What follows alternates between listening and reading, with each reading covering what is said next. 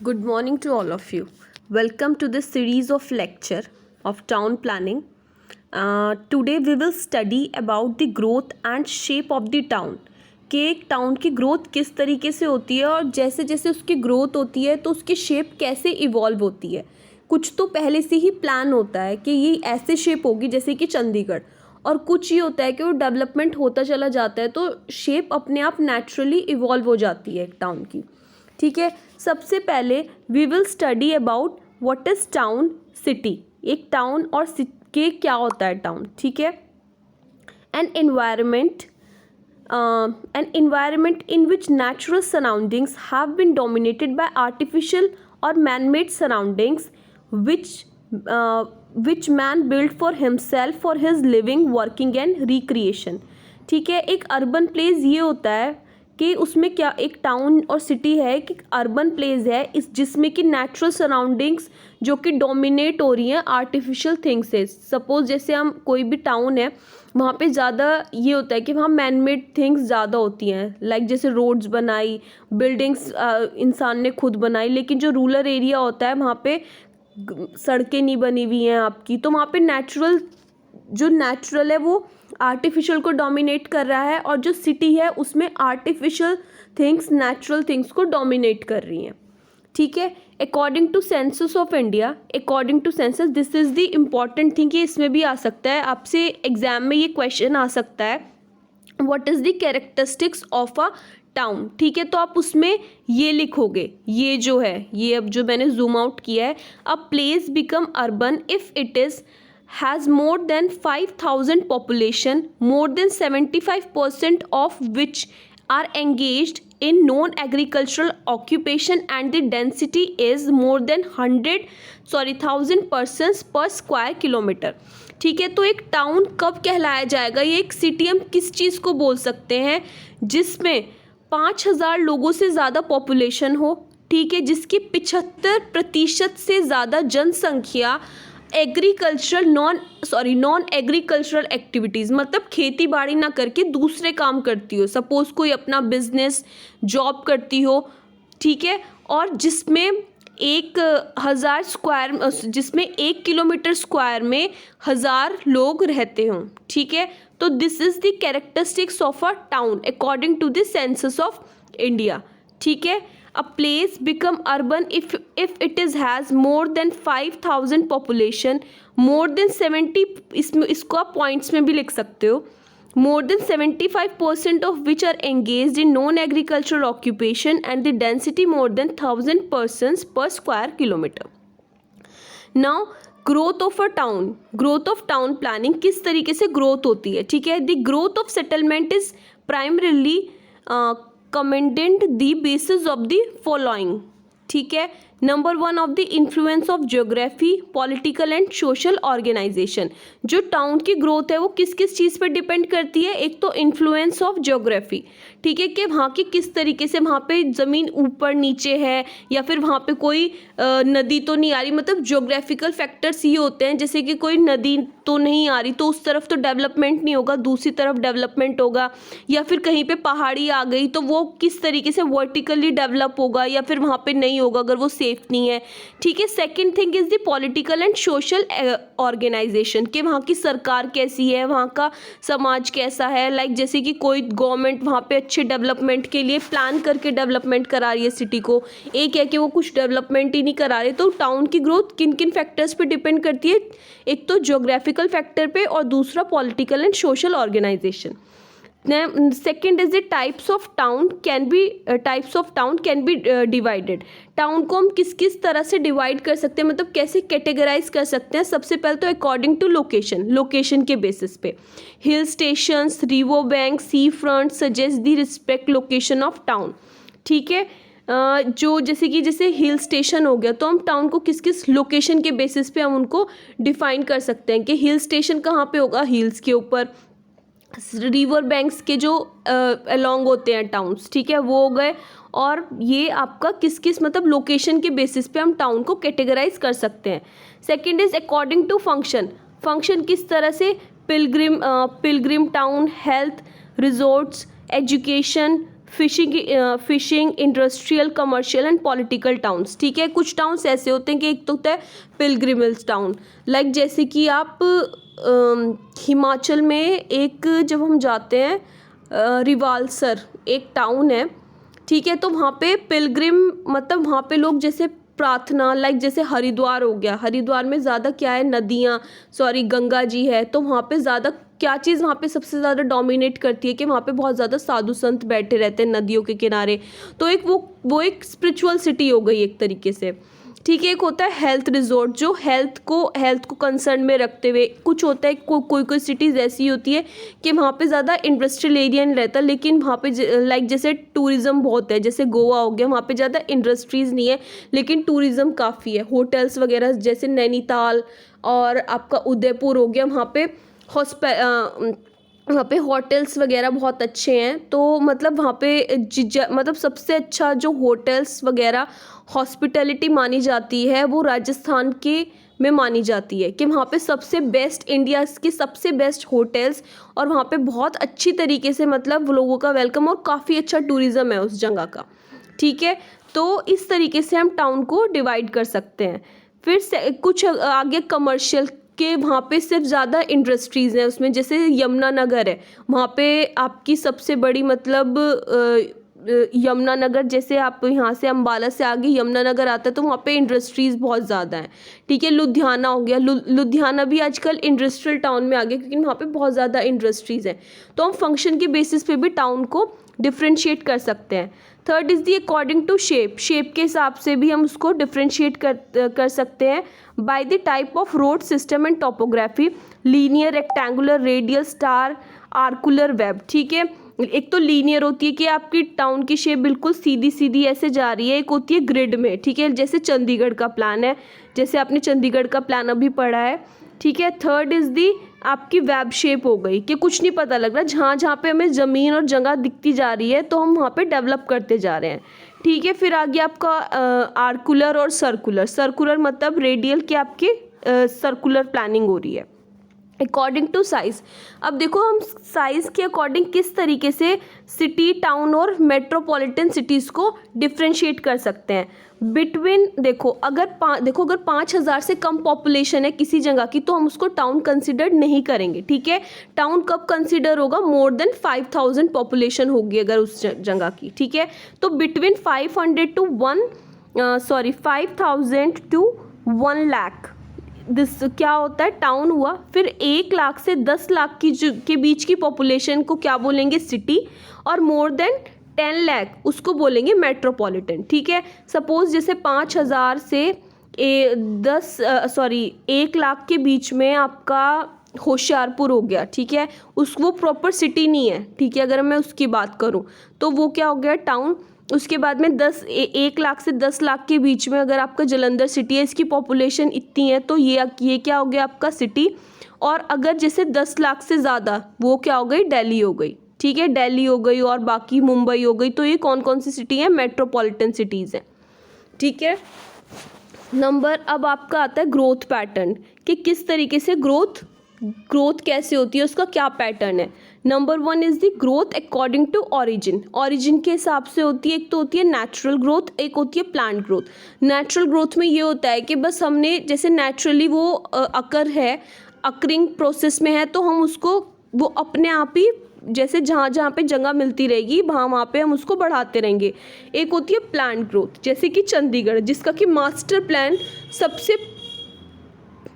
Plan पूरा plan किया गया कि यहाँ पे ये चीज़ आएगी, यहाँ पे इंडस्ट्रीज़ आएंगी, यहाँ पे कमर्शियल एरिया, ये रेजिडेंशियल एरिया, सेक्टर प्लानिंग होगी सिटी की, ठीक है। लेकिन नेचुरल ग्रोथ में ये है कि अगर सपोज होशियारपुर है वो आगे जाके सिटी बनने लगे तो हम उसको तोड़े फोड़ेंगे तो नहीं ना, उसमें यही है कि हम उसकी एग्जिस्टिंग पार्ट में ही उसमें डेवलपमेंट करेंगे तो उसकी एक तरीके से नेचुरल हो जाएगी, ठीक है।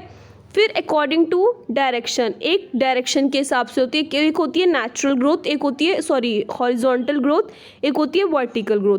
कोई सिटी है सपोज जैसे चंडीगढ़ है, चंडीगढ़ में हॉरिजॉन्टल ग्रोथ ही है, ठीक है, बट अब उसकी बाउंड्रीज फिक्स हो गई। एक है आपकी कोई सिटी है बहुत अच्छे से, मुंबई हो गया, वहाँ पे ज़्यादा जगह नहीं है, दिल्ली नहीं है, दिल्ली है जैसे, तो उसमें क्या करा, उसमें हो गई वर्टिकल ग्रोथ, ठीक है, जहाँ पे आपके 2 मंजिले घर कम आपके 10 किलोमीटर में आ रहे हैं पूरे, वो 10 क्या मतलब वो आपके 100 मकान, जैसे आपने देखा होगा 74 फ्लोर्स की बिल्डिंग बनती हैं आजकल, तो बहुत ऊंची ऊंची बिल्डिंग्स बन रही हैं, तो वो आपके 1-2 किलोमीटर में बहुत सारी बिल्डिंग्स बन जाएंगी। कैसे?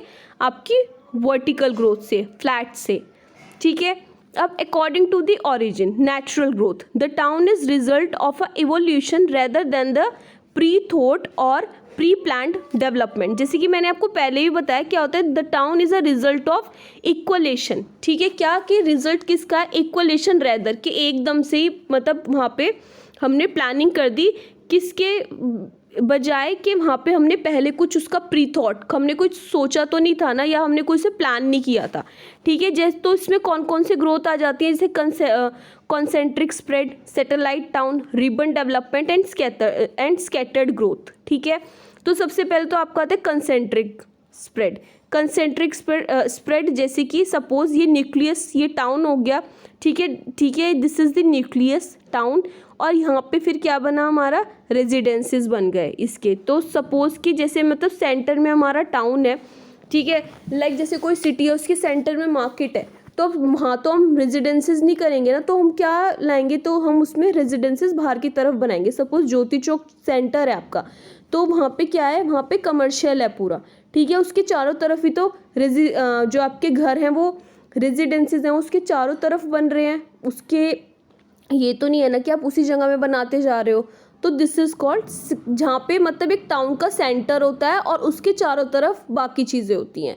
So this is the concentric spread. Development in form of concentric rings, concentric मतलब आप समझते होगे, कंसेंट्रिक सर्कल्स जिनका पॉइंट सेम होता है, मतलब जिनका जो आपका वो है सेंटर सेम होता है और उसी से ही उनको बनाया जाता है, उनको कंसेंट्रिक सर्कल्स बोलते हैं। Nucleus as a town soon suffers from improper house concentration of people in heart of town, congestion of traffic and accidents, ठीक है। लेकिन ये क्या होता है कि लेकिन जैसे कि यहाँ पे हमने क्योंकि अब सब लोग यहाँ पे ही आएंगे, कंसेंट्रिक एक सेंटर बना दिया हमने, तो इससे प्रॉब्लम होती है। क्या प्रॉब्लम होती है कि सपोज एक ही जगह मार्केट है तो पूरे शहर की भीड़ वहीं पे ही आएगी, तो हमें स्प्रेड करके बनाना चाहिए, ठीक है। Second is the satellite town. Satellite town ये आप जो स्केच देखो इसमें देखो, बाकी वहाँ से आप पढ़ लेना। इसमें ये है, this is the parent city. Suppose अब मैं आपको समझा रहा हूँ, suppose Delhi is the parent city, ठीक है। अब दिल्ली है, हर कोई इंसान दिल्ली में रहना चाहता है। अब ये तो पॉसिबल नहीं है, चलो पहले एडजस्ट होते गए लोग, बनते गई चीज़ें, बिल्डिंग्स बनती गई, उसमें आते गए, लेकिन धीरे धीरे क्या हुआ, जब वहाँ पे कंजेशन होना शुरू हुआ, पॉपुलेशन बढ़ती गई, वहाँ पे प्रॉब्लम्स आई, ठीक है, कि भाई बहुत ज़्यादा कंजेशन हो रहा है। उसके बाद में क्या किया, नोएडा है, नोएडा को पहले जो नोएडा आपने सुना होगा नोएडा के बारे में, ठीक है, पहले क्या था, वो गाँव था, ठीक है, गांव की जगह थी, उस वहाँ से उनको वो करके वहाँ से निकाला गया नोएडा, ठीक है। और आपने देखा होगा गुरुग्राम जिसको गुड़गांव पहले बोलते थे, अब उसका नाम गुरुग्राम हो गया है। तो क्या किया, अब जो लोग दिल्ली में रहना चाहते थे या उसके पास रहना चाहते हैं लेकिन पॉपुलेशन कंजेशन की वजह से नहीं रह पा रहे हैं, तो उन्होंने क्या करा, वहाँ पे नोएडा को एस्टेब्लिश करा, गुरुग्राम को एस्टेब्लिश करा। दिल्ली से उनकी कनेक्टिविटी की चीज़ से कर दी, मेट्रो से कर दी, कि आप इजीली, मतलब ये होता है कि अगर हम कार वगैरह से दिल्ली जाते हैं नोएडा से तो 1-2 घंटे लग जाते हैं, लेकिन मेट्रो से आप जल्दी पहुंच जाते हो। और मेट्रो में चाहे आपको 1 घंटा लगे, 1.5 घंटा लगे, इतनी कोई प्रॉब्लम मतलब कुछ नहीं पता लगता। मेट्रो की तो आपको पता ही होगा कितनी ज़्यादा स्पीड होती है, ठीक है। तो क्या है इसमें, तो ये किया कि जिससे उस सिटी के अंदर भी कंसंट्रेशन ना हो, वो लोग ईजिली जो मेट्रो सिटीज़ में रहना चाहते हैं एज अ सैटेलाइट टाउन में रह के वो डेली अपने काम पे आ सकें। अब जैसे कुछ लोग नोएडा से दिल्ली जाते हैं, गुड़गांव से दिल्ली आते हैं, या फिर दिल्ली से कोई लोग नोएडा भी जा रहे हैं, तो Noida is the satellite town, Gurugram is the satellite town and Delhi is the parent city, ठीक है। तो आई होप आपको समझ में आ गया होगा ये कि दिल्ली किस तरह से पेरेंट सिटी है और बाकी ये है आपकी सैटेलाइट टाउन। अगर मैं बात करूं, सपोज जलंधर है, जलंधर में सब लोग रहना चाहते हैं, लेकिन अब यहाँ पे पॉपुलेशन बढ़ गई, ठीक है। उसके बाद क्या हुआ, हमने जलंधर से थोड़े से डिस्टेंस पे, मतलब बाहर थोड़ा सा, वहाँ पे एक सिटी शहर बसा दिया, ठीक है। जैसे कि हवेली से थोड़ा आगे को चल के हमने एक वहाँ पे एक टाउन को एक्स्टेब्लिश किया, ठीक है। तो क्या होगा, वहाँ से लोग डेली जलंधर आ सकेंगे क्योंकि वो उनके पास में है। हमारी जलंधर सिटी है, उसमें भी ज़्यादा कंसंट्रेशन नहीं होगा, तो Jalandhar is the parent city, और जो टाउन हमने एक्स्टेब्लिश किया वो होगा आपका सैटेलाइट टाउन, ठीक है। Third is the ribbon development. Ribbon development is the development along the road, ठीक है। रोड के साथ साथ जो डेवलपमेंट होता है उसको बोलते हैं रिबन डेवलपमेंट, ठीक है। ये इंटीरियर पोर्शन और यहाँ पे डेवलपमेंट होता चला जाता है। सपोज जैसे लाडो वाली रोड है, लाडो वाली रोड पे आपके सामने बिल्कुल रोड के अलोंग डेवलपमेंट हुआ हुआ है और अंदर की तरफ रेजिडेंसीज हैं, ठीक है। इससे उधर जाके, लेकिन जो ये रोड है यहाँ पे आपका कॉलेज आ गया, फिर आगे चल के एक रेस्टोरेंट खुला हुआ है, फिर आगे जैसे हम कॉलेज के सामने देखो सारी वहाँ पे कमर्शियल बिल्डिंग्स हैं, उसके बराबर में आपका पंजाबी ढाबा हो गया, फिर उससे चल के फिर आपका कोई जिम, कोई कॉम्प्लेक्स इस तरीके से बने हुए हैं। तो ribbon development is the development along the road, ठीक है। तो क्या है, here the development is in the form of ribbon and line because of improvement of road surface and growth of the metro motor traffic. It is natural tendency of everyone to build as near as possible to the main road, ठीक है। तो ये है कि mostly सभी लोग ये है कि हर कोई ये चाहता है रिबन मतलब डेवलपमेंट में। सपोज़ अगर किसी को अपनी दुकान लेनी है तो वो यही चाहेगा कि मेरी दुकान सड़क पर हो, अंदर ना हो, ठीक है, क्योंकि उसकी वहाँ से ज़्यादा उसका एक्सपोजर होगा, लोग उसको ज़्यादा देखेंगे, ठीक है। The building activity therefore expand in a natural way along the sides of main road and long fingers और ribbon of houses, factory, shops etcetera. Lack of social life due to formation of scattered community.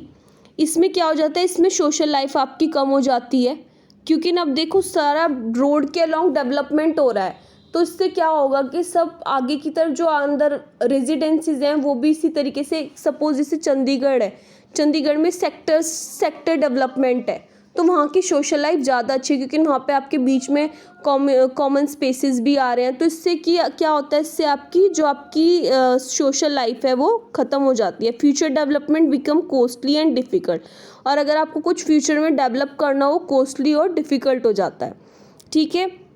Chances of traffic accidents and traffic delays. Traffic accident होता है, और अगर आपके एक ही road पे पूरा development हो रहा हो तो उस रोड पे ट्रैफिक बहुत होगा, जाम बहुत लगेगा, ठीक है। The interior portion remain undeveloped resulting wastage of valuable land. जो आपका अंदर वाला पोर्शन रहता है वो ज़्यादा डेवलप नहीं हो पाता, ठीक है। इट इज़ एस्थेटिकली फॉल्टेड, मतलब ज़्यादा इसमें कुछ आपके एस्थेटिक्स नहीं है रिबन डेवलपमेंट में, ठीक है। This is the sketch of the ribbon development. ये देखो शॉप्स आप देख रहे हो, यहाँ पे शॉप्स, आर रेजिडेंसेस और बी बैंक, ठीक है। इस तरीके से डेवलपमेंट होता है। फिर है आपका स्कैटर्ड डेवलपमेंट। स्कैटर्ड डेवलपमेंट क्या हुआ कि town here the town shop erratic growth scattered here is a way irregular way without any order. क्या होता है इसमें कि आपका इस तरीके से स्कैटर्ड ग्रोथ है और कैसे भी किसी भी तरीके से वो डेवलप होता जा रहा है, ठीक है। इसमें कोई मतलब आपका इस वाले प्लान में जो स्कैटर्ड ग्रोथ है इसमें कोई पहले कुछ प्लान नहीं हुआ, कुछ नहीं किया गया, जस्ट एज ही प्लान हो रहा है, ठीक है। Second is the plant growth. Plant growth क्या होती है, प्लांट ग्रोथ आपकी मैंने बताया था, एक तो होती है हॉरिजॉन्टल ग्रोथ और एक होती है आपकी वर्टिकल ग्रोथ, ठीक है। हॉरिजॉन्टल ग्रोथ सपोज जैसे चंडीगढ़, जलंधर, यहाँ पे अभी हॉरिजॉन्टल ग्रोथ ही हो रही है, ठीक है। और पहले जो प्लांट ग्रोथ होती है उसमें हम हर एक चीज़ को प्लान करते हैं, ठीक है। A town develops in predetermined line as a convinced by the town planner, ठीक है। टाउन प्लानर जो प्लांट ग्रोथ होती है उसको टाउन प्लानर सबसे पहले टाउन को उसका एक प्री थॉट होता है कि मुझे किस तरीके से टाउन को डेवलप करना है, मुझे क्या क्या रखना है, कौन सी चीज़ किस तरह रखनी है, जोनिंग को मेंटेन करना है। तो इस तरीके से प्लांट ग्रोथ होती है, ठीक है। रूल्स को फॉलो करते हुए कि कहाँ पे कितना स्पेस है। अब यहाँ पे जैसे मैंने इतने सारे रेजिडेंसेस बना दिए तो इनको ज़्यादा दूर ना जाना पड़े, इनके लिए शॉप्स और मार्केट पास में ही हो जाए, so this is called the plan growth. ठीक है, जिसका पूरा थॉट प्रोसेस पहले से ही हमने सोच लिया, उसको बना लिया। सपोज जैसे कि आप एक घर बनाते हो, एक तो आप बना दिया कि ऐसे ही यार चलो अभी यहाँ पे 2 कमरे बना दो, एक ये बना दो, this is the unplanned thing. लेकिन अगर हमने पूरा प्लान करके उसकी ड्राइंग बनाई कि हाँ किचन होगी, इसी तरीके से टाउन का भी होता है कि यहाँ पे कमर्शियल होगा, यहाँ पे रेजिडेंशियल होगा, यहाँ पे इंस्टीट्यूशनल एरिया होगा, इस तरीके से होता है। ठीक है, और तो 2 तरीके की, एक तो होती है horizontal, the town expand and develop horizontally in all direction, कि टाउन हॉरिजॉन्टली डेवलप हो रहा है।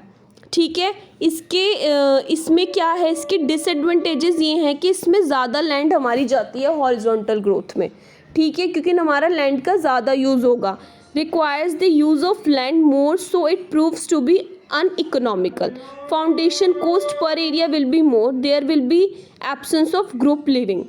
ठीक है, यही होता है हॉरिजॉन्टल में कि एक तो ग्रुप लिविंग नहीं हो पाती जब आपकी सीधी सीधी पूरा डेवलपमेंट हो रहा है। ठीक है, उसके बाद फिर आपका आता है vertical growth. Vertical growth, the building of the town are design and developed as multi storey flats, जहाँ पे फ्लैट्स होते हैं उसको बोलते हैं vertical growth. It is possible where land is costly, कहाँ पे पॉसिबल है, जहाँ पे लैंड आपकी बहुत ज़्यादा कोस्टली है और लैंड कम है। ठीक है, एडवांटेजेस तो इसका ये है कि इसमें हमारी लेस हो जाएगी, मतलब इसमें हमारी लेस लैंड कंजप्शन होगा, और बाकी इसमें जो आपकी फाउंडेशन कॉस्ट है वो कम होगी पर यूनिट एरिया, और बाकी आपका जो नेचुरल सिनेरियो, सी व्यू, रिवर व्यू, ये आप इजीली इंजॉय कर सकते हो हाइट से। ठीक है, और आपका डिसएडवांटेज ये है, difficult to save life in case of natural, जैसे कि सपोज़ आपकी कोई भी कैलेमिटीज़, सपोज़ जैसे कि आपका कोई नेचुरल डिज़ास्टर आ गया, अर्थक्वेक आ गया, तो यहाँ से तो आप इजीली भाग लोगे, निकल लोगे अपने घरों में से, सड़क पे आ जाओगे। लेकिन वहाँ से ये होता है कि जैसे ऊंची ऊंची, सपोज़ 75th फ्लोर पे बिल्डिंग है, एकदम से अर्थक्वेक आया, तो वो लोग कैसे बाहर निकलेंगे, तो टाइम लग जाता है। ठीक है, तो ये प्रॉब्लम है। मोर डेंसिटी ऑफ पॉपुलेशन, ज़्यादा डेंसिटी है, no scope for personal links and likes and dislike. कोई आपका ये है कि सपोज़ आपका घर है, तो यहाँ पे आप अपनी मर्ज़ी से कुछ भी करा सकते हो। सपोज़ आपको लोन चाहिए, लेकिन वहाँ पे आपको एक कम्युनिटी के साथ रहना पड़ेगा। जैसे कि आप किसी फ्लैट या किसी सोसाइटी में रह रहे हो, तो वहाँ पे पार्क भी कॉमन होगा, तो आपको एक उस पर रहना पड़ेगा, एक मतलब आप बाउंड हो जाओगे एक चीज़ में। ठीक है, तो ये आपकी आज जो मैंने आपको पढ़ाया ग्रोथ ऑफ टाउन, ये आपको इसका फिर असाइनमेंट बनाना है, और अगर आपको कुछ प्रॉब्लम आए तो आप मुझसे दोबारा पूछ सकते हो। Thank you.